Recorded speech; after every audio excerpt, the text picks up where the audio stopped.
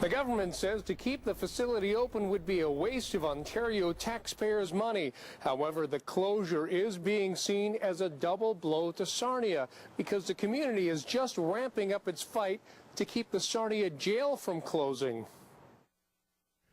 It looks like a typical house in an ordinary neighborhood. But up until last week, this facility housed male young offenders who were being reintegrated into society. Now city police say local taxpayers are left to deal with the financial fallout. Rob and Peter to pay Paul here, and the added cost comes back to the city of Sarnia. Detective Scott McLean says 2 officers will now have to drive to and from London to escort residents to Sarnia Youth Court. The cost is about $500 per trip.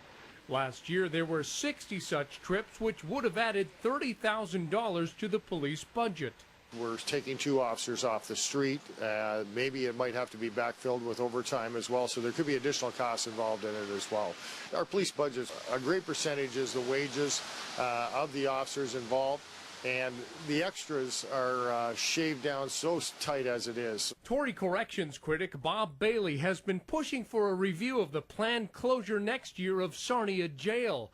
He says closing Eagle Rock is another example of the government failing to consult the community. The chief's left with the mess, and the local community and the families that are involved, because those young people were right in the middle of school because they do school while they're there, and exams and all those type of things.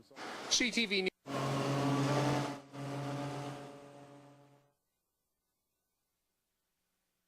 So when the Sarnia jail does close next year, local inmates will be housed in Windsor. That, of course, means more added costs for Sarnia police escorting prisoners to and from the 2 communities. No word yet from the province on whether it will cover some of the costs. Thank you very much, Brian Bicknell, tonight.